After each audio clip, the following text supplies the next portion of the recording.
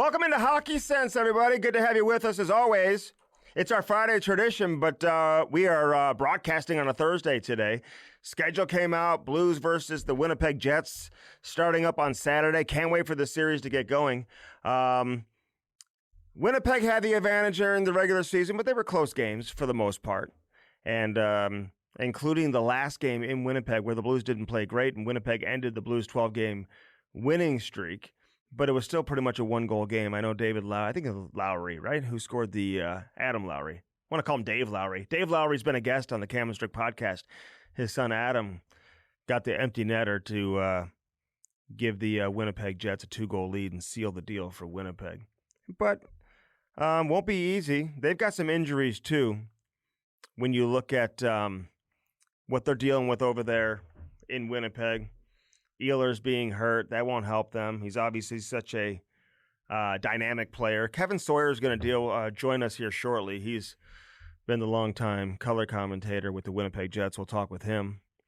Played in the NHL. Played for the Blues for a little bit, too, I believe. Double check that. Spent the time at the rink today. I mean, a little bit of concern, I would say, without Robert Thomas skating today. I think the plan is for him to skate tomorrow, so that's the positive news. You hope that he looks good and you hope that he's available.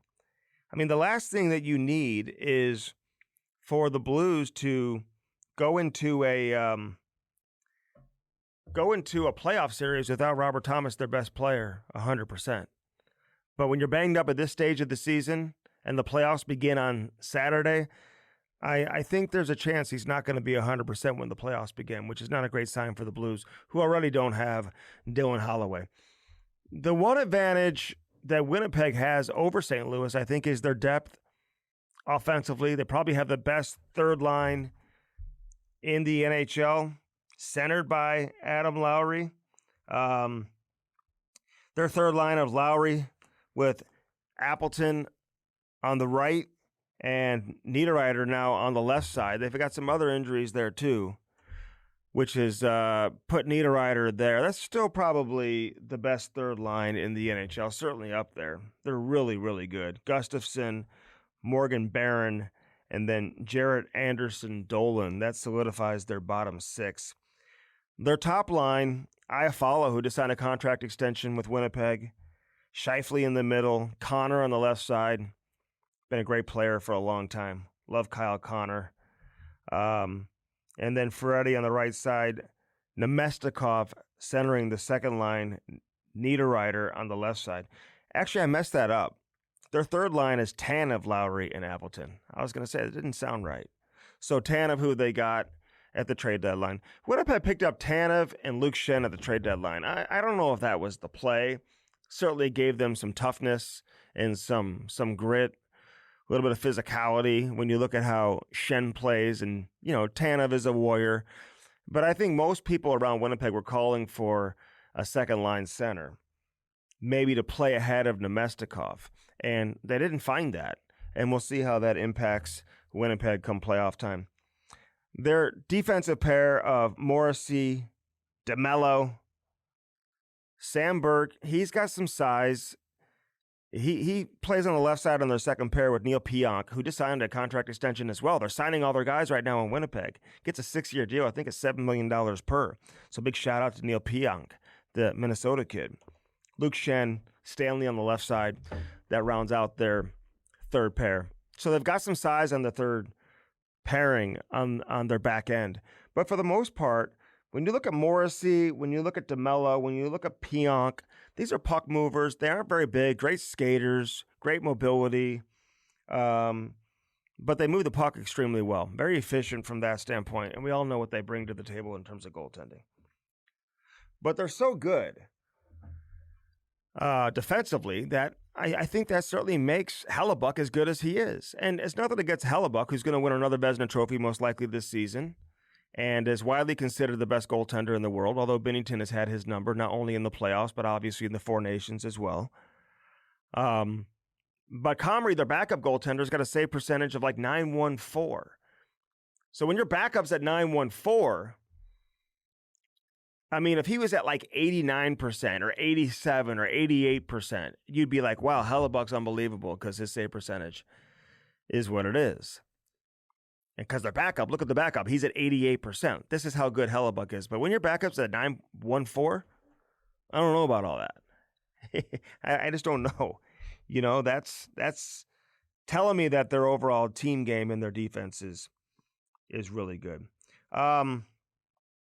When you look at the Blues lines today in practice, certainly a lot of question marks now without Thomas. It's kind of tough to really truly look at the lines today and say this is what they're going to be come game 1 in Winnipeg.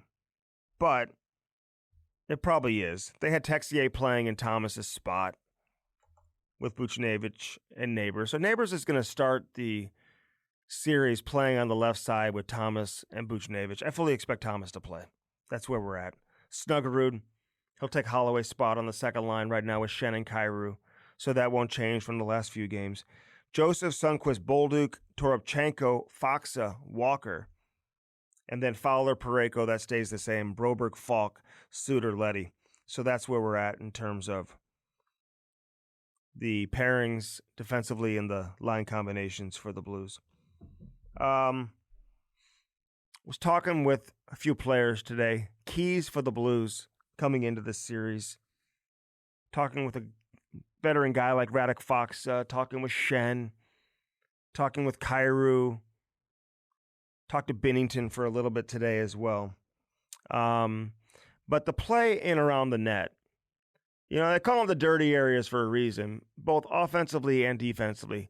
Who's going to own the net front in the offensive end and in the defensive end? The Blues gave up some goals late in the season, specifically to Edmonton. If you remember the Edmonton Oilers game, the game the Blues lost in Edmonton, just giving up some goals around the front of the net, right around the blue paint. You want to make sure you're defending that area at the highest level come playoff time. And that's where you're going to have to score some greasy goals.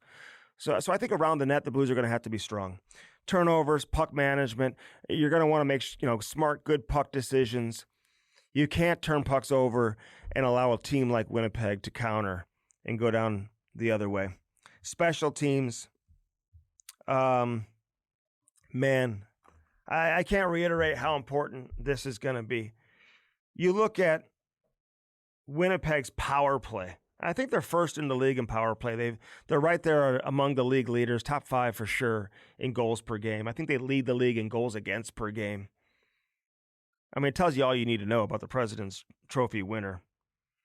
But Iafallo, good player.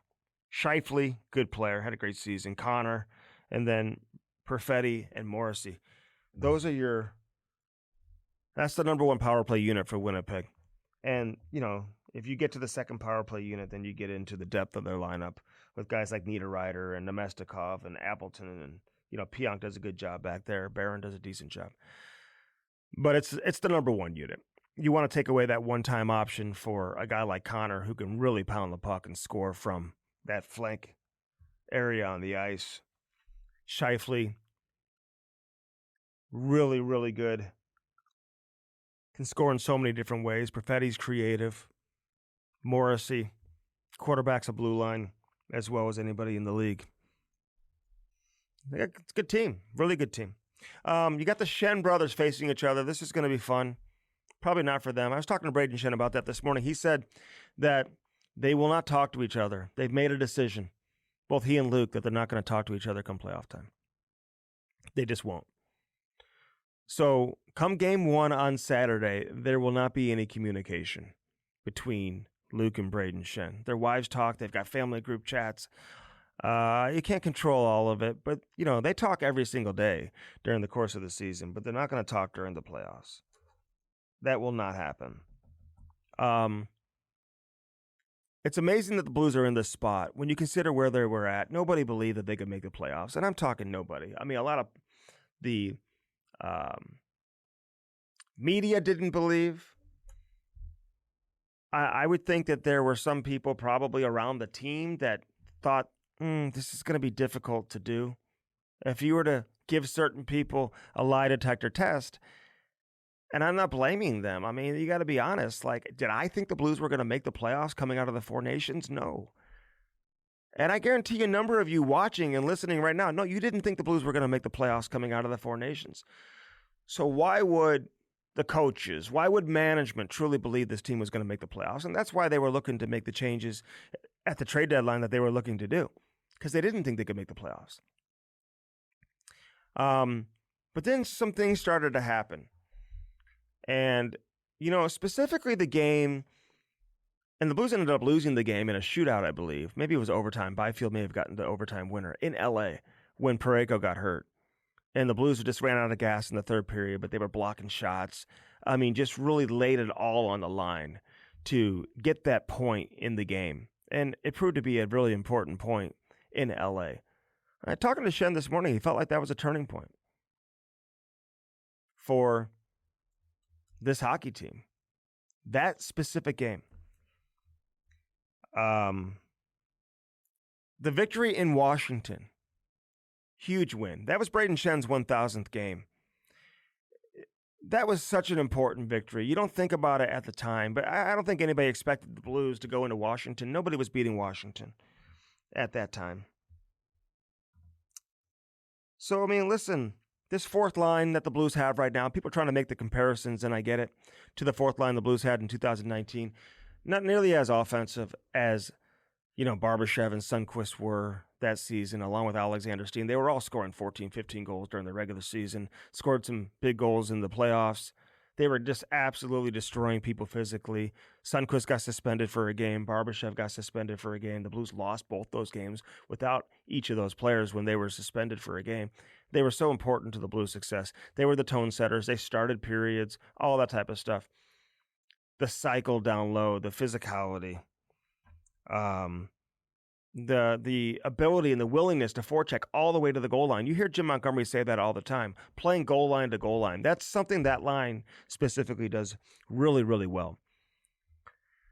So they still have that identity with their fourth line. It's a little bit of a different fourth line than what we saw in 2019, but it's still a really good one. We're going to talk with Kevin Sawyer coming up. Played a handful of games with the Blues. I want to say his rookie season. So, I'm not going to act like he played 100 games with the Blues. Only played 110 games over the course of his career. Undrafted. But does a great job broadcasting the games. I don't think he's calling the games, though, here in the playoffs. I think all the games go to Sportsnet. He's a TSN guy. Spent some time coaching in Spokane in the WHL. Looking forward to that. First Community brings us Hockey Sense each and every week. Hope you tell all your friends to subscribe and listen to us each and every week here on Hockey Sense. Wouldn't be here without First Community. All our great friends over there. Get that Smart Choice home loan. I've been telling you about it. Get that 30-year fixed rate. You don't have to think about your rate adjusting in a few years. All you need is a 10% down payment. No PMI. That's private mortgage insurance. You don't have to pay that. It's a huge deal. No fees for the application processing. No fees for the underwriting. Now, these are all fees that all these banks throw in there. You don't even know about them. So fixed rates, they're low. They're hard to find. And this loan is available now to qualified borrowers. So this excludes First Community mortgages. So make the smart choice. Apply online, firstcommunity.com. 6.75%. You heard that right, 6.75%. All right, Four Hands Brewing Company. Get all your favorite Four Hands Brewing Company products, including that mango lemonade hard seltzer. You can find that anywhere you get your Four Hands Brewing Company products. Check out the tasting room in downtown St. Louis, Kirkwood, Chesterfield. Stop on into a Four Hands Brewing Company location today. Dirt Cheap Fun Fun, your one-stop party shop. The Wallace family just flat out getting it done. Download that app today. These deals are so good they call them steals. That's how good they are. Dirt Cheap Fun Fun, your one-stop party shop, baby. We love everything about Dirt Cheap. Don't sleep on the paper goods and all the party goods. If you're having people over for Easter, you got graduation parties around the corner, all that type of stuff. Hey, listen, take advantage of it with Dirt Cheap Fun Fun, your one-stop party shop. Many of the locations have drive-thrus. You don't even have to get out of your car. They've got curbside pickup. They've got a lot of different options for you when you do your shopping over there with Dirt Cheap Fun Fun, your one-stop party shop. Cheap, cheap. Love Dirt Cheap. These guys are unbelievable. Blue Note Roofing. No bigger fan right now than David Novak with Blue Note Roofing. 314-920-5713. David Novak, Blue Note Roofing, call him today, man. Especially if you had any damage from the recent storms that we've had. Roofing, siding, gutter, soffit fascia. You saw him on the show last week. He'll come out and see you, give you that free estimate, and he'll do it now and get to work for you. Uses all the big-time insurance companies as well. Serves Illinois, Missouri, all over. Blue Note Roofing with David Novak. Again, 314-920-5713. Lordo's Diamonds. Get that special someone in your life, something special from Lordo's Diamonds. Lordo'sDiamonds.com. Right there in the heart of Ladue, right next to Truffles. Can't miss it. 314-432-8008. That's the phone number. Stop on in. Say hi to Mike and Jimmy. They are the absolute best. Lordo's Diamonds, baby. All right, let's step aside. We'll come back with Kevin Sawyer. We'll talk some Winnipeg Jets. Who are the Blues facing in the first round? Everything you need to know about Winnipeg. You'll find out next. Don't go anywhere. All right, Kevin Sawyer started his career with the Blues. He is a true Blue. But now he's been working in television. How many years have you been doing the TV, Kevin? Yeah, this is year 8 with the Winnipeg Jets, and I was 8 years prior to that with the WHL. So it's been a while. That went by quick, but yeah, a lot longer than I played. How'd you get into the TV side? I played for the Spokane Chiefs, and then I was an assistant coach there. I wanted to be a coach and try to make it to the NHL level. Ended up, life just got too complicated, so I stepped away from coaching, and then that same team asked if I wanted to broadcast. So it was like $100. It was the worst production you've ever seen in your life, $100 a game. I did that for 4 years, and then it started to grow from there. So just serendipitous. I love it. I love it.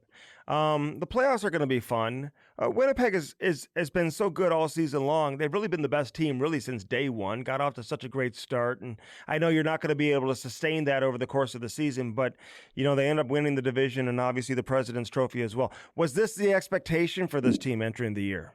Not at all. No way. Nobody around Winnipeg expected them to be the top team in the league. I don't think anybody expected for them to be the top team in the Central Division.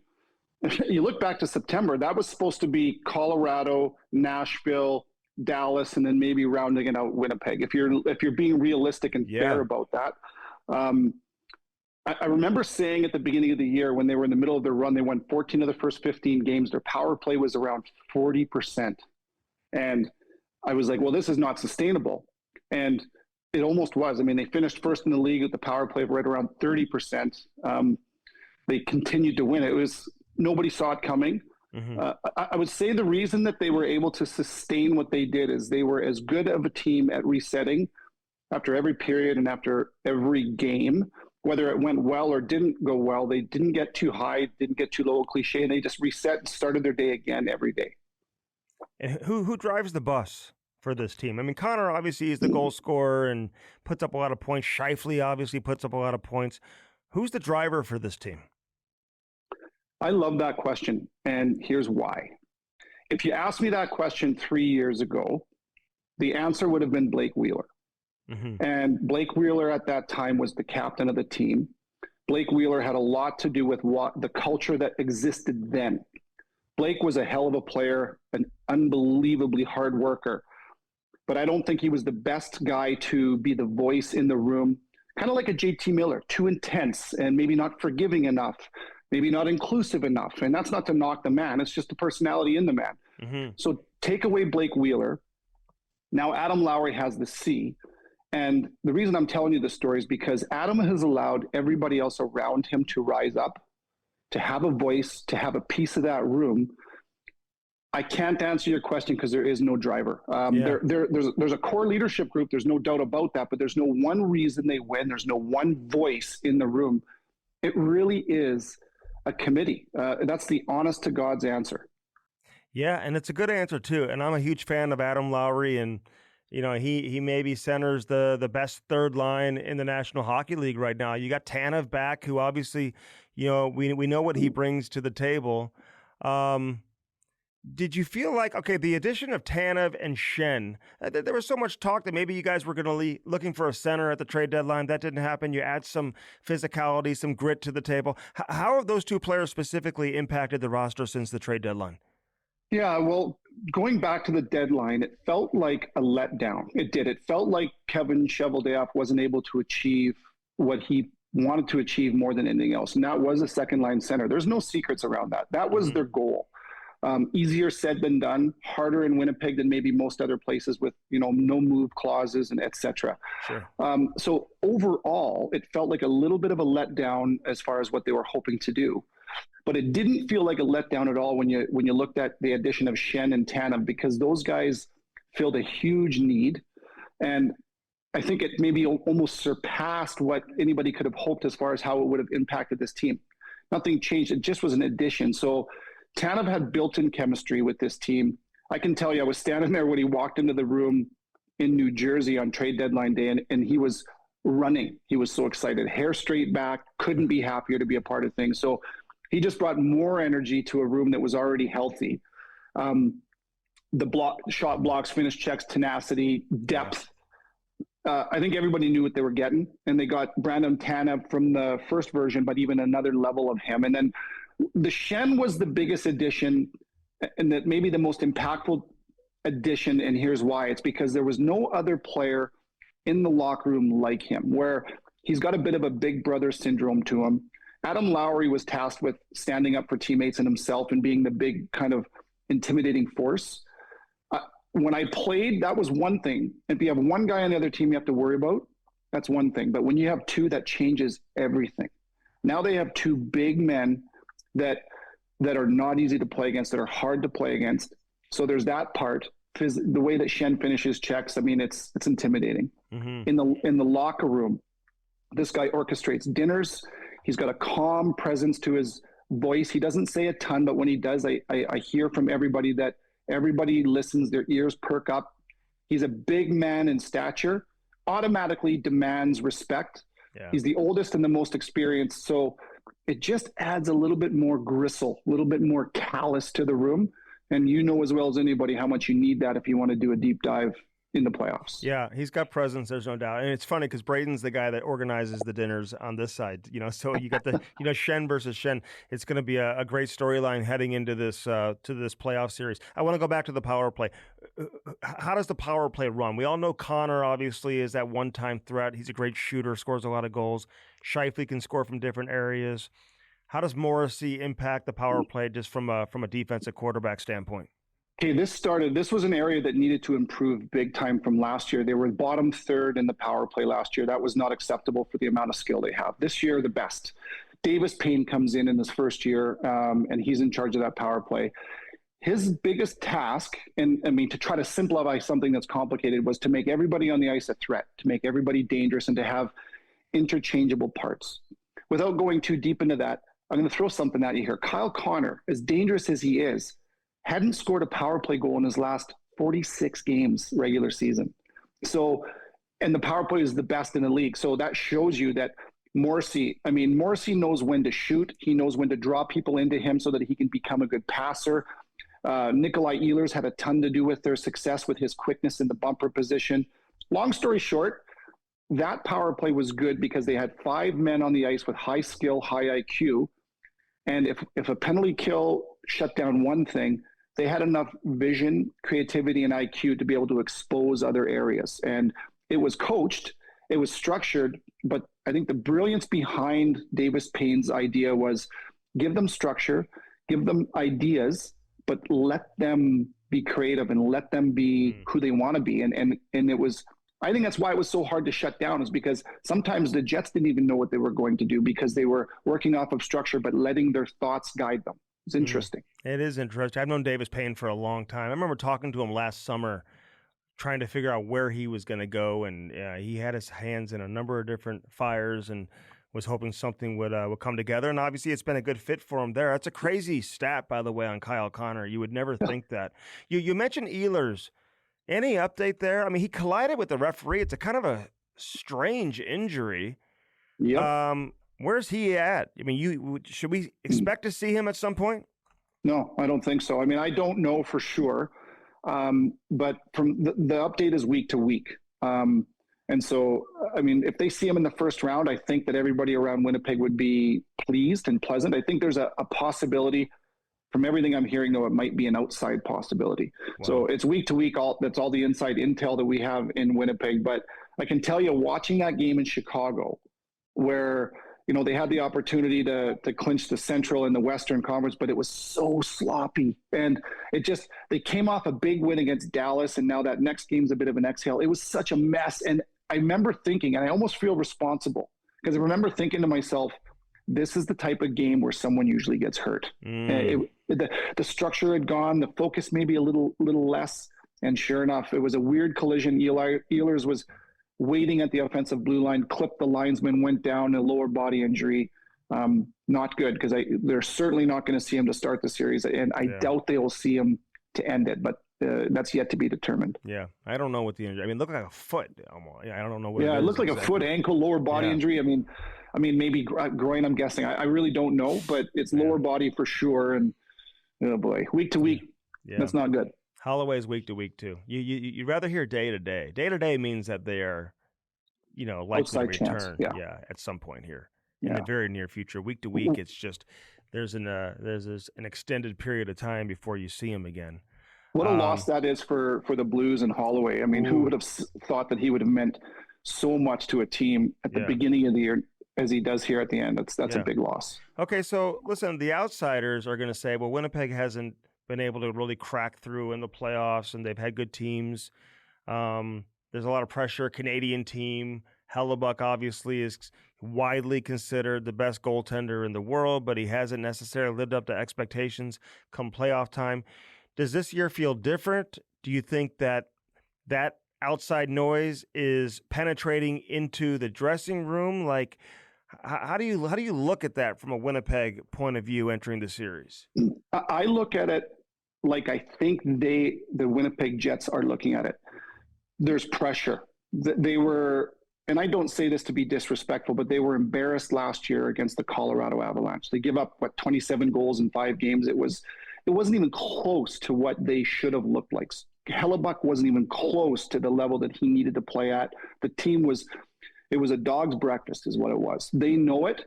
And the reason that I think this team is ready to win is because there were different games, like every team has throughout the course of the year, that are big pressure moments, big games where everybody's watching. You're going to learn something about your club. I'll give you some examples. The first game against Colorado of the season, everybody was watching. Jets win that 1-0. Hellebuck was a stud. Still a regular season game early in the year.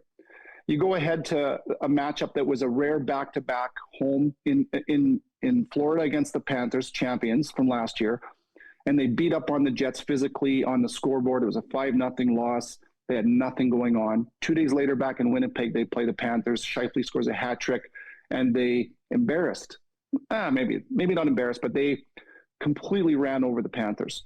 So there was about 10 or 12 games throughout the course of this year where there was direct pressure. Against the Capitals, they beat them twice. Against Dallas, they shut them down at their own game. And I've talked to a lot of different players with the Winnipeg Jets about expectation and pressure. And what I've heard this year and seen this year versus what I've heard and seen in years past. In years past, they want to say, no pressure. We only put pressure on ourselves. That's the only pressure. That's not true. If you're going to win a Stanley, ask Rory McIlroy if pressure is real. Pressure comes when you get to somewhere where everybody wants to be. There's less space, more heat. That's pressure. This team seems to be able to, and seems to not only run from it, but welcome it and then perform at their very best. Not one pressure game this year that in my opinion, did they play, they didn't lose one of them. And not only that, but they played to their identity and won in dramatic fashion and command of those games. So I think the difference this year is pressure. There's going to be a ton of pressure on this first round, and Connor Hellebuck, everybody will be watching. Can they do it? Is it going to be a flop like last year? I think they're ready to deal with that pressure. Do you think it's by design that they're announcing all these contract extensions right now? I mean, Iafallo gets one, Pionk gets one. Mm-hmm. I mean, it's just you don't typically hear that. Yeah, on the brink of a playoff series. Yeah, I don't think it's like gamesmanship. I don't. I think it's probably we want to get our business done and take that away from our players. I think that the players are looking at this going, okay, they've got a chance to win a Stanley Cup this year, next year, and years to come. They have Hellebuck for another 6 years with Scheifele after this year. Connor's up at the end of next year, but you've solidified a lot of your core. You've solidified that, and I think Kevin Cheveldayoff wisely as to taking advantage of the timing is right. The regular season's over. Let's reward these players. Let's get this done so that it's not a distraction for our players or our fan base going into this dive. So I like it because it can be a bit of a distraction. You got a couple days between game one. And so these guys can get all their taps on their backs and they can have their dinner, take the boys out for a dinner with their new contract, and then know that that's not waiting for them at the end of this. They can exhale and calm down. I think it breeds a ton of confidence for the group knowing, hey, these guys want to be here. And the old narrative was nobody wants to play in Winnipeg. Nobody wants to be there unless they have to be there. I don't know that that's true anymore. Ask Hellebuck, ask Scheifele, now Nemesnikov, Iafallo, Pionk, and I think there'll be more to come. Yeah, I always liked Iafallo. And he was good in LA too. He played with Kopitar, scored goals with good players, and just never really, I don't know, just didn't seem to really get that opportunity, or maybe he did and didn't take advantage of it. I don't know. He's just always been a good player, and it's good to see him now get a fit right now, playing on the top line. Velarde, though, he's hurt also. This guy's a good player. He's got to be an important piece to Winnipeg. What about him? Will we see him back? So everything I'm hearing now is he's going to start skating. His injury was significant. So lower body, upper body. What was his? I think that his was an upper body. They've labeled it upper body. It was such a mystery because in that same game he got hit in the ear with a puck, and so everybody thought it was a concussion. Turned out he came back, played a couple more shifts, and got slew-footed and fell on his backside. So I don't think it was concussion. I really don't. Mm-hmm. He's skating. He's getting closer. That line will be at their very best when Gabriel Velarde is on it. Throughout the regular season, when he was with Scheifele and Connor, they scored more than any other trio combined, not just line, but any other trio. He's so good on the wall, his hands in tight, net front, the power play, etc. But the positive, here's the positive, is that line with Iafallo, it changes their dynamic, where Connor used to be the first guy on the puck. Kyle Connor was, because he had the most speed on that line. And so that put him on the wall first. That put him on the wall to start. They had to cycle and build from there out. Now it's Iafallo that's going to be on the puck first most of the time. That's where he's best, on the wall. And now that frees up Scheifele and Connor to kind of find some soft space and make plays. Yeah. So it's a pretty nice luxury to have a fourth line guy come up and that line doesn't miss a beat. It's been big. So who's moved up? I mean, so you mentioned Iafallo, but have these injuries now impacted Niederreiter? Does he have a bigger role now too, or no? Yeah, with Ehlers out, now Niederreiter is going to slide up and play on that second line with Nemesnikov and Perfetti. Okay. He's done that before. He adds another element. This is maybe one of the best or biggest positives for Velarde's injury. When Velarde got hurt, I'll just back up. The Winnipeg Jets are a team that I've never seen before, in the sense that they never change their lines unless they have to. The third line with Lowry, Appleton, and Niederreiter was like that always. The top line never changed. So playoffs injuries happen, and now you change in the heat of the battle, and sometimes that can really rattle a team. Velarde got hurt, it changed all four lines. And so they found out a lot of new things. Niederreiter went up to play with Nemesnikov, so they've had reps. So it's not going to rattle them as much as far as confidence goes. Niederreiter will play on that line with Nemesnikov, Perfetti. It's a smaller line. That gives them net front presence. They play well with him. Ehlers, that's a huge loss. But now you got Tanev, who used to play with Lowry 5 years ago before he left, and they were amazing together. He'll slide up and play with Lowry and Appleton. And Morgan Barron, who was a winger, played center for the first time about 3 weeks ago on that fourth line. He's scoring like crazy. Wow. So they seem to have an identity on all four lines, regardless of kind of who plays where. That goes to the systems, and Scott Arniel, by the way, the head coach. Yeah. They've got systems and total buy-in where you can have interchanging parts and it doesn't seem to make them spot. Yeah. Well, so much focus on Jim Montgomery here in St. Louis, but obviously Scott Arniel, well, whatever buttons he's pressed, they've worked big time from a Winnipeg standpoint. Last thing for you, what's the focus on St. Louis, you think, from Winnipeg? What do they want to accomplish in terms of, if they're going to win this series, what are they going to have to do against St. Louis? Yeah, I think there is a ton of respect for the St. Louis Blues coming out of Winnipeg, and here's why. That last matchup between these two teams, it was a 3-1 win with an empty netter, if I remember that right. Yeah. Both teams played unbelievably well. Winnipeg wins the game, but they had to have all four lines, every single player on that in the lineup, no different than St. Louis, every shift be patient, play in your structure, and it almost came down to which team was going to blink first. Neither team really blinked. I don't think St. Louis lost because they were sloppy. It was just Winnipeg has a lot of talent. They've got a winning pedigree. They stayed patient. And so did St. Louis. I think the Winnipeg Jets, this matchup, is the perfect matchup for them because it's going to force them. They will not be able to cheat. They will not be able to evacuate their structure. I think St. Louis could make them pay for that. I think there's a lot of respect because St. Louis and Jim Montgomery's group, as you know, they've got buy-in and they have a lot of belief in a system. And I think that's the difference between a winning team and a losing team is a team that has a system that they stick to whether things go well or don't. You don't evacuate or panic or try to make up for a bad shift in the next shift. Yeah. That should make for a very hard-fought battle, in my opinion. All right, and then what about the goaltending? Because some people would suggest, hey, listen, Binnington, he's got Hellebuck's number. He did it in 19. He did it in the Four Nations. How big is this for Hellebuck? Yeah, I agree with that. And I think both goaltenders, I think they're going to use that as fuel. Neither will admit it. They never do because it's just bulletin board material. But I think that Hellebuck's looking at this going, like, both men have a deep desire to win and a deep sense of pride. And Hellebuck's looking at this, in my opinion, saying, he got the better of me at the Four Nations. He got the better of me back in 2019. I got something to prove. There's a lot to prove for the Winnipeg Jets. And I think that goaltender matchup is only going to bring the best out in both of them. This is going to be a rock star first round. I really believe that if the St. Louis Blues can get back to where they were in that 12-game streak, this is going to be a doozy. Yeah, I agree with you. Any prediction? Yeah, well, I mean, hey, I'm going to say this, and not because I work for the Winnipeg Jets. Yeah. I work for TSN, so I'm actually not biased. It's hard to bet against the Winnipeg Jets, not because they won the President's Trophy, but man, 56 wins, 116 points, the best defensive team for 2 years running. Anybody beats this team, they'll have a lot to be proud of because they played unbelievable hockey and they stuck together as a group. That's why Winnipeg is the favorite going into this series. I mean, that's pretty hard to argue considering their track record. They've got to be. Great stuff, Kevin. I appreciate it, man. I may circle back with you during the series at some point. Love having you on. Appreciate it. Yeah, I enjoyed talking hockey with you, man. Thanks for having me. Enjoy the series, Kevin. We'll be in touch. Thanks. Take care. All right, so I enjoyed talking with Kevin. Great stuff there, man.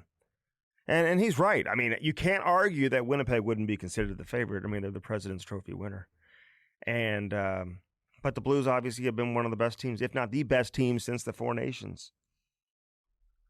What a series. What a series. Could you imagine winning the President's Trophy, being the best team in the league, and you got to face this team, the hottest team in the league, in the first round? That's the reward for winning the President's Trophy.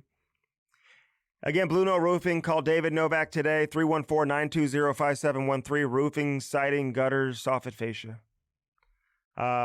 Jersey generator. Get those custom jerseys made today. When Jamal gets here, you'll see the jersey behind. And during the Cam and Strick podcast, you see the jerseys that Mark up there in Montreal made for us on the for the Cam and Strick podcast jerseys.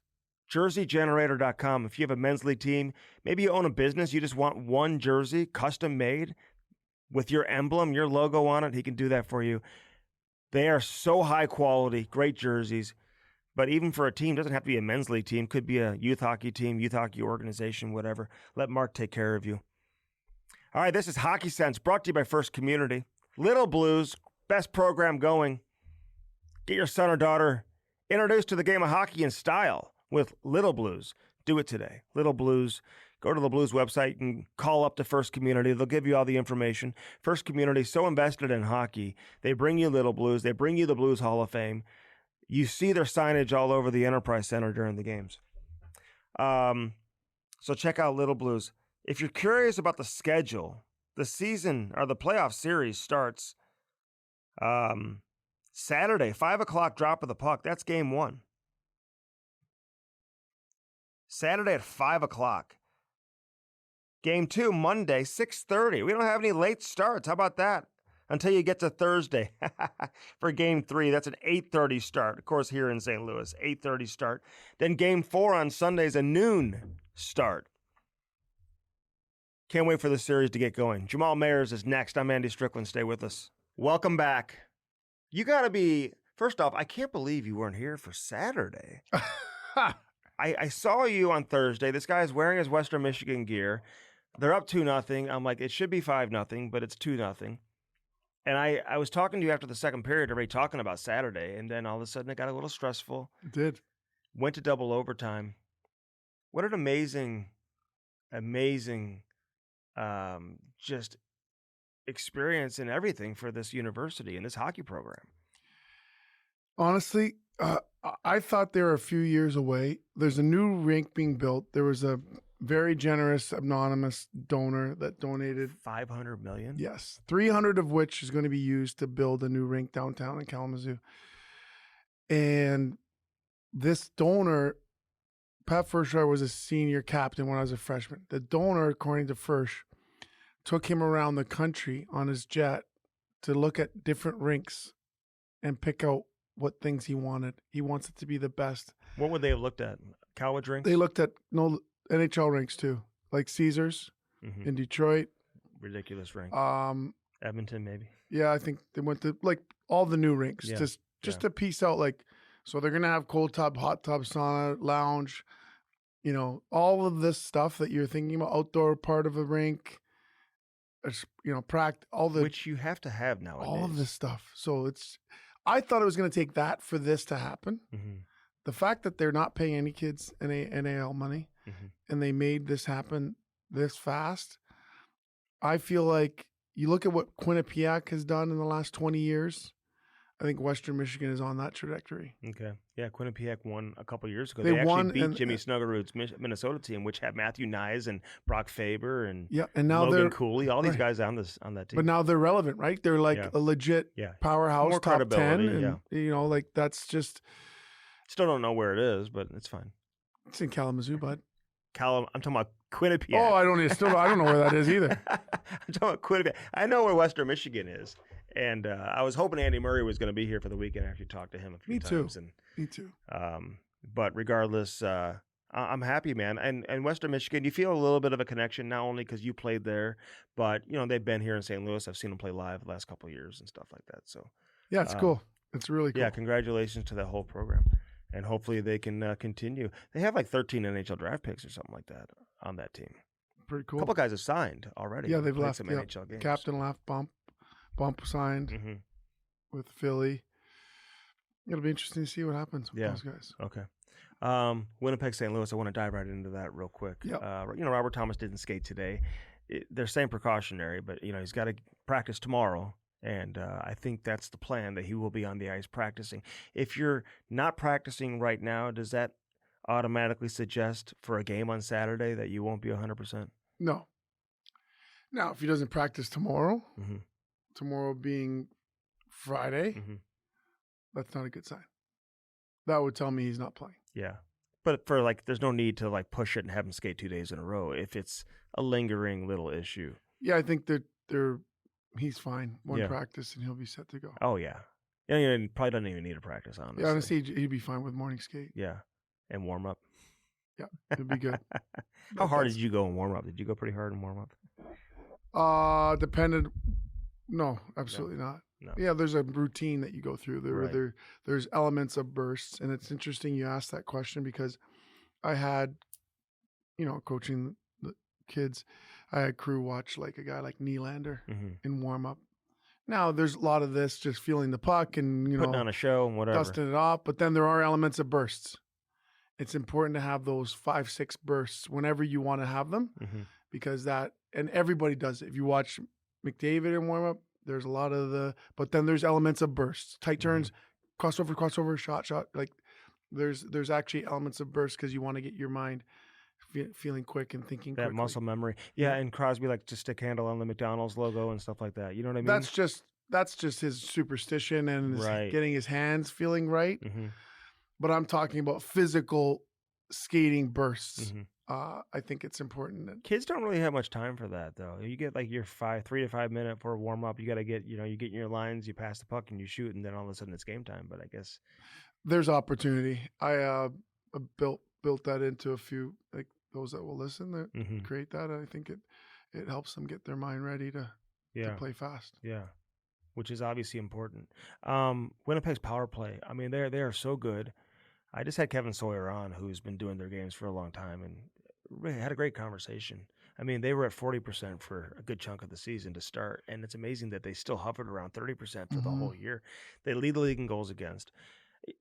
Hellebuck is so good, but at the end of the day, I'm dealing with this, and I've said this a couple times now, so people are probably like, why do you keep saying that? But when your backup goaltender's at .914 save percentage, as good as Hellebuck is, but your backup is .914. Like if he was at like 88%, I'd be like, wow, Hellebuck truly is unbelievable.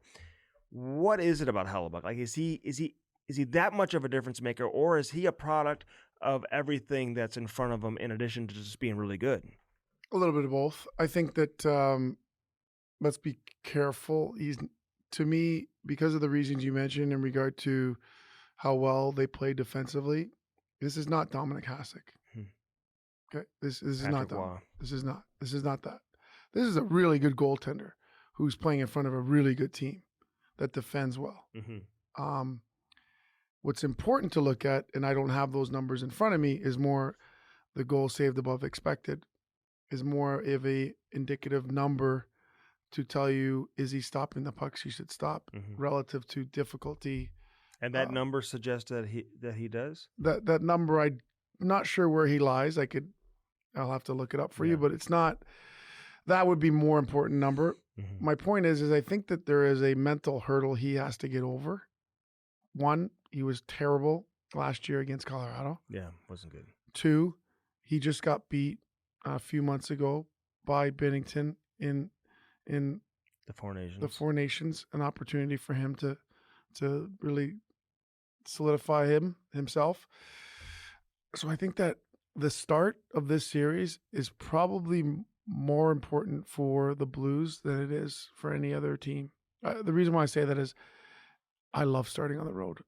Go to Winnipeg and steal one game.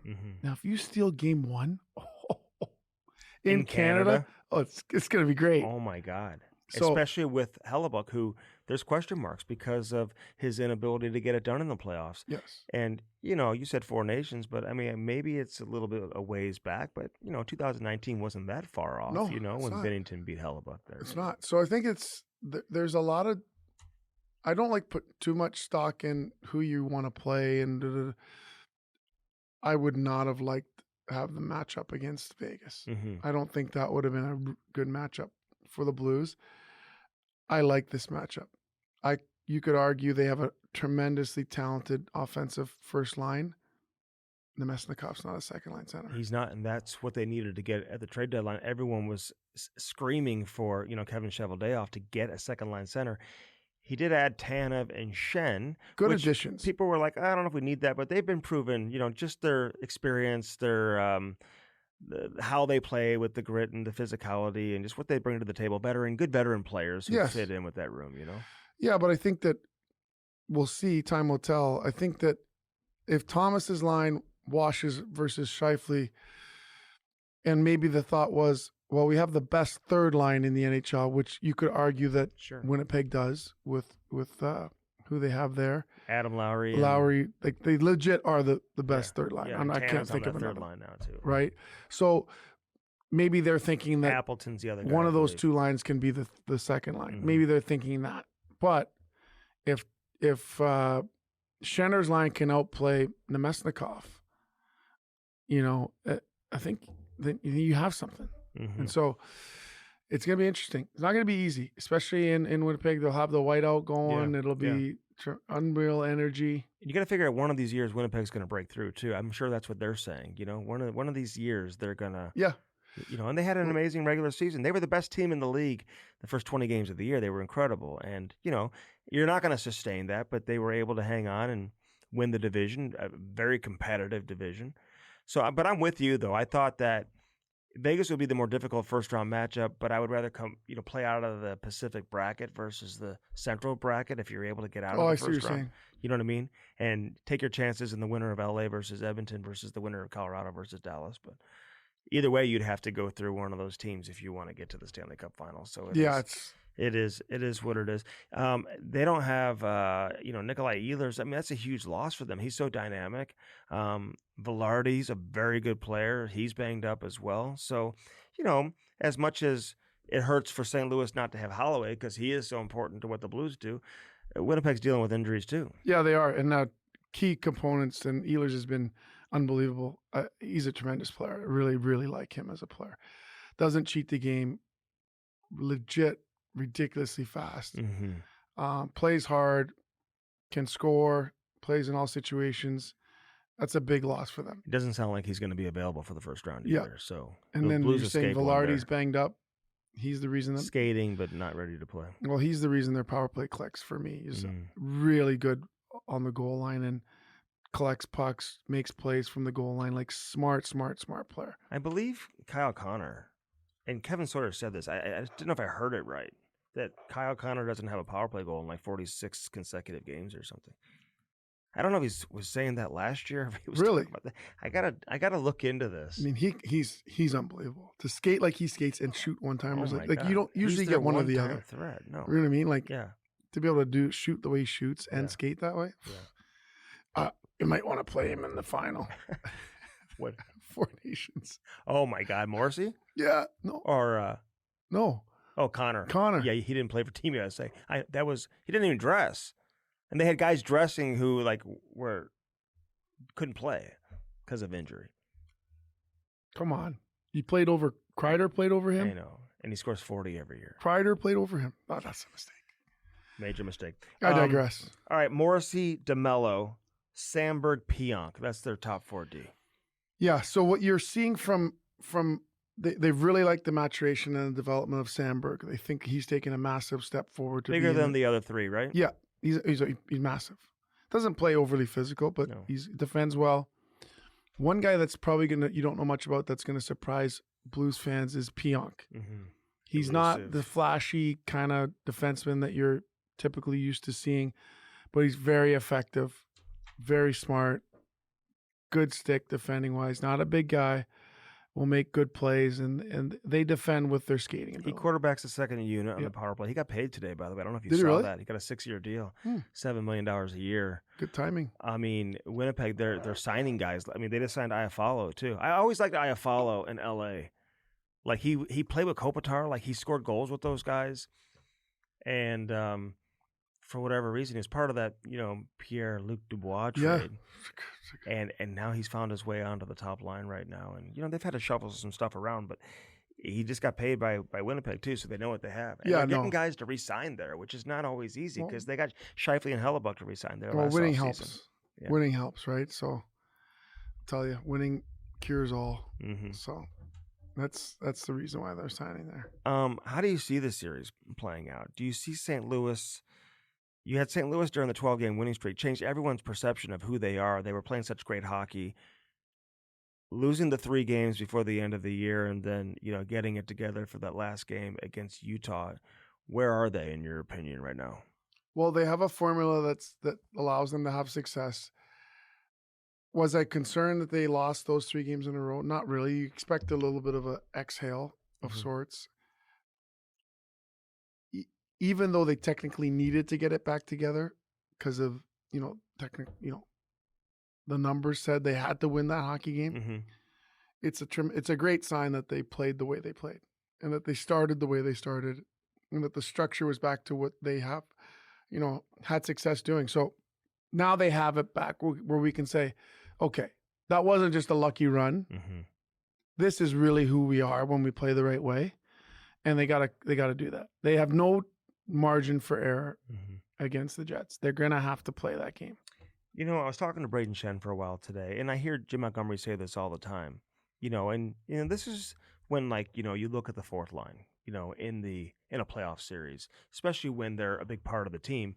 And for the Blues right now, with Toropchenko and Walker and Foxa, you go back to 2019, how important that fourth line was with Steen centering, Sundqvist and Barbashev. But they talk about playing goal line to goal line. Explain what that means. Well, everyone uses different speak, coach speak, whatever analogy you want to use. But what they're essentially just saying is that there's 3 zones, and we got to play the right way in all 3 zones. So defending wise, they want to close quickly. They want to get out of the zone quickly. They want to have good support, be able to communicate to get out of the zone quickly. They want to make sure that they're hard along the boards in those instances. Through the neutral zone, they want to play fast. They want to push the pace. Slash support, meaning sprint across the ice. Not much handling of the puck, but let's get the puck in on the forecheck and get in there and support and play their game. I think the Blues do a great job of allowing their D to be active in the offensive zone. I think when you're seeing them play well, there's a lot of interchanging and motion and moving, and I think that's all the good teams do that. So and the forecheck, right? I mean, forecheck. Well, forecheck is something that has come on with Monty, in my opinion. It really wasn't a strong suit. I think now it's become something that it's one of the adjustments he made coming out of the Four Nations. It is forecheck and PK. Okay, because I think like what I'm seeing now is like sometimes when you like getting, and I think the Blues were in the top 10. I'm not sure what number, 8 or 9 in rush chances last year. The problem with that is that it's not sustainable in the playoffs, and there's no fallback. It's not hard hockey. It's not hard hockey. So my fallback is if there's no fallback, then you have no other way to create. So establishing the forecheck is winning hockey in the playoffs. So it takes a certain amount of patience, meaning like sometimes you're just holding on to it. Sometimes it's low to high, shot to the net, rebound, retrieval. It takes work. It takes maybe 40 seconds to get even another chance. But if you're willing to play that way, then it's hard to play against teams that play that way. So that's what they mean when they're talking about playing in all 3 zones. And I think that you're seeing a team that's committed, all 4 lines committed to playing in the offensive zone and having some patience in their game. It's can you say that the Blues, it's already a win for them this season?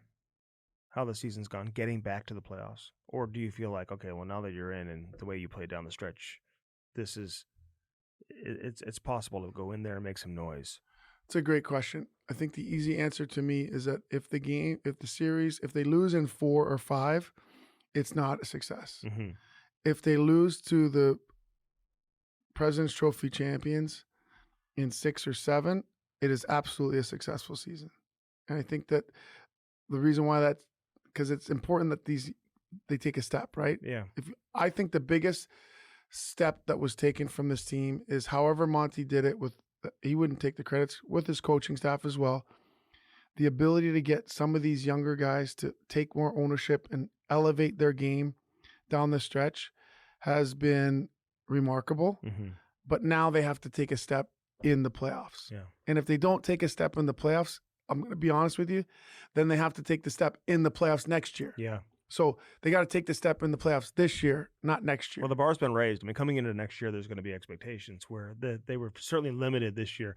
What do you think it says, the fact that nobody saw this happening? And it's fair to say, like, even if you work internally with, like, no one expected the Blues to make the playoffs when you're, as far out as they were around the Four Nations. Except for Monty. Except for Monty, maybe. And I'm telling you. Yeah. I know that when they had their meetings about the trade deadline, that they brought him in and he said, we're going to make the playoffs. And no one was thinking that was going to happen. Nobody.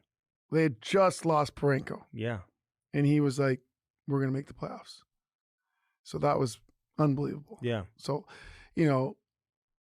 I think I don't know why you would let that guy go. Like, from Boston. Yeah. Ridiculous. Yeah. He's a very good communicator. Like, people forget this guy had almost 100 points in college when he played with Korea.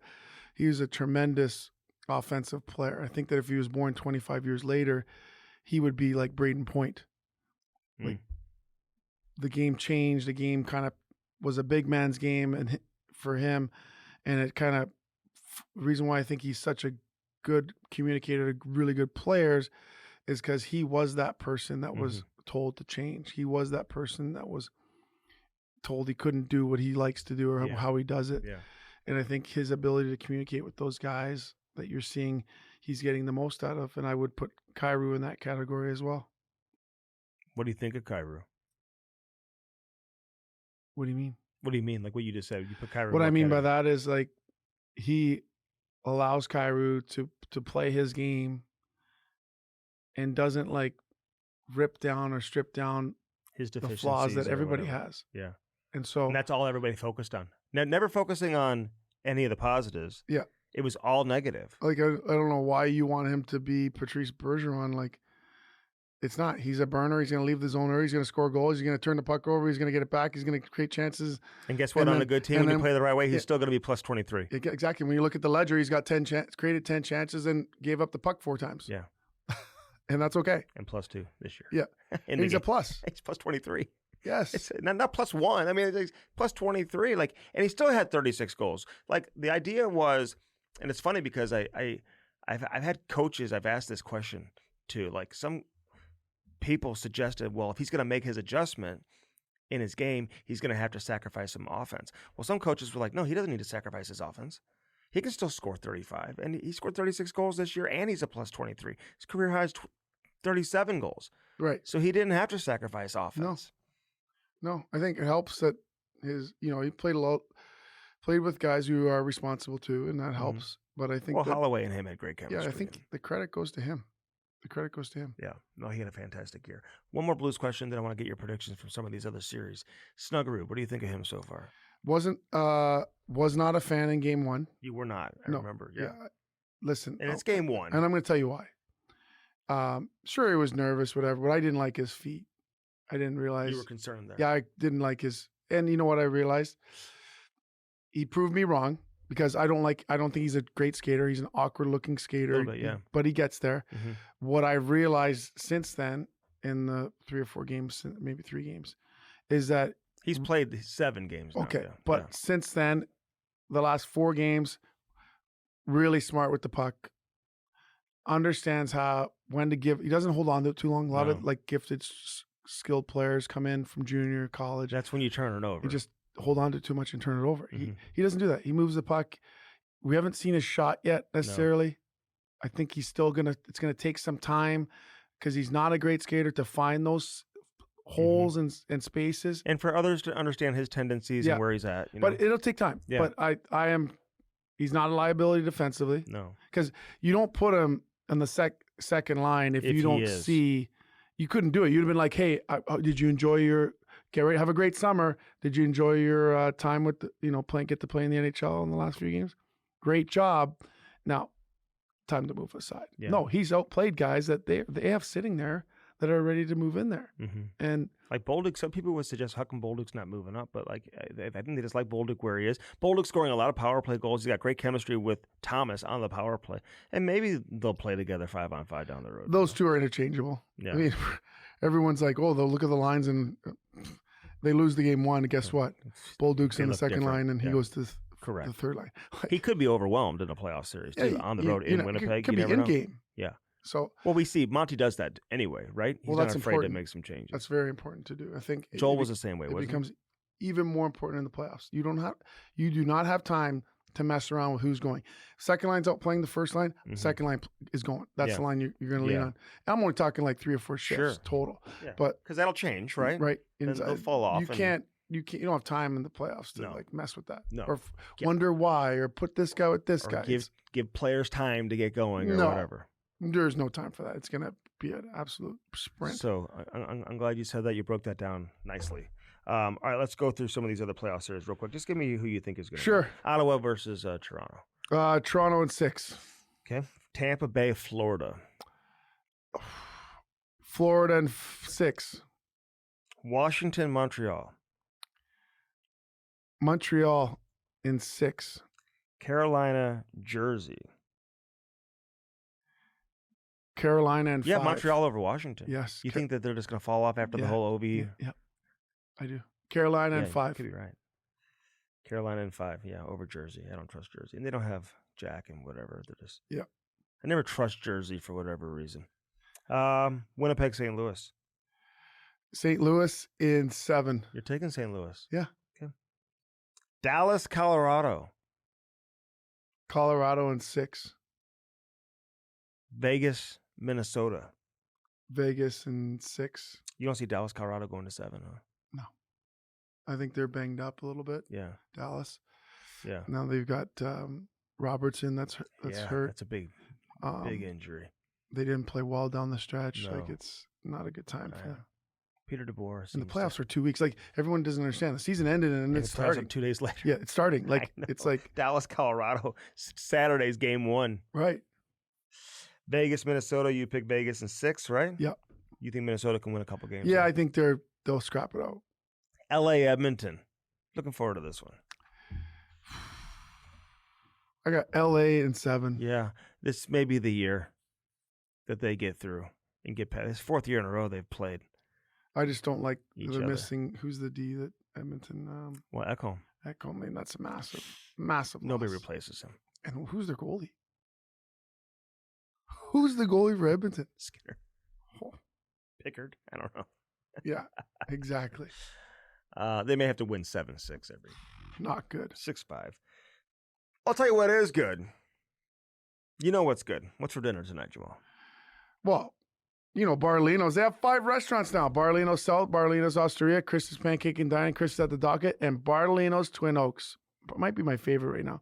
Forged many lasting relationships with their customers, their family model. Cook good food, serve plenty. 50+ years in business.